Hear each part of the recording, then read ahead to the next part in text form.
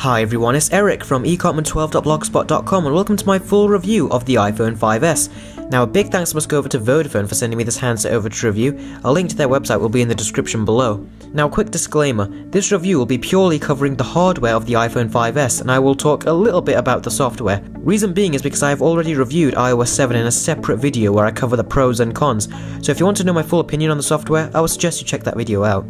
So what do I think of the design? Well, I think the design of the 5S is great, but it is the exact same design as last year's iPhone 5 with minimal changes such as the dual LED flash and a new Touch ID fingerprint scanner. The 5S sports a 4-inch screen on the front with a 1136 by 640 resolution. I'm just going to comment on this now. How much longer are Apple going to stick to this old display?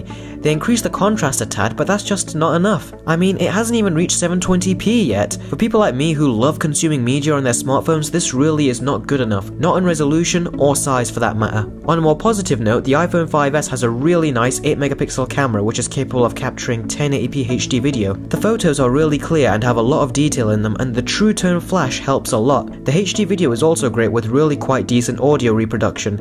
You even have the ability to shoot slow motion video at 120 frames per second. You also have a decent HD front-facing camera as well. Now the downside is that photos in low light aren't that great, and when you take macro shots you have a very intrusive shadow which really ruins the photo. Now as far as performance goes, the iPhone 5S really does fly. It has a 1.2 GHz dual-core processor and is one of the first to come integrated with a 64-bit processor. This processor is manufactured by Samsung, so as you would expect, the performance is stellar.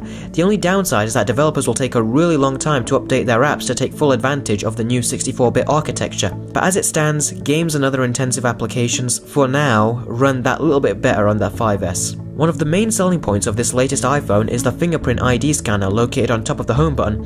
To my surprise, this feature did work very well, although it does have some bugs that definitely need to be fixed, and it asks me to insert my passcode before using the ID sensor one too many times. The technology is nothing revolutionary, but it definitely is refined. But the question you all need to ask yourself is the fingerprint sensor a necessity, and is it the main feature to consider when purchasing a smartphone? The answer is a resounding no.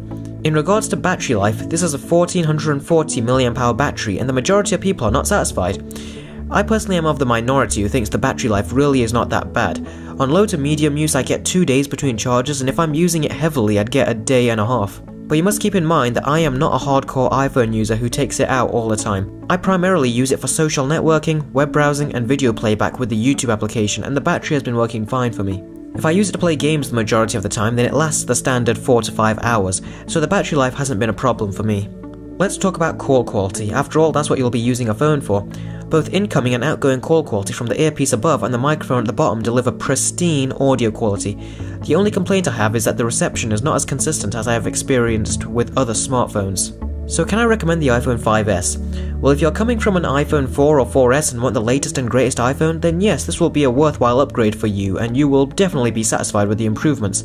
If you are currently an iPhone 5 owner, then you have no reason to upgrade to the 5S. It is a non-essential upgrade. In the 2 to 3 weeks I've had it, I've enjoyed my time with the iPhone, but it has a lot of catching up to do before I even consider using it as my daily driver. For media fanatics like myself, the screen needs to be a much higher resolution and larger in size, without a doubt. Apple are so far behind now that even the mini smartphones have bigger screens with higher resolutions. Also, here's a word of advice. Do not go for the 16GB model. You will very quickly run out of space after you install just a few apps and take some photos and videos. So in conclusion, if you liked previous iPhones before this one, then chances are you are gonna like this, but if like me you want Apple to take more risks and give us a much more innovative smartphone, then you won't get it here. Thanks very much for watching. This has been Eric from ecartman12.blogspot.com. Please thumbs up, comment and subscribe, and I will see all of you next time. Take care.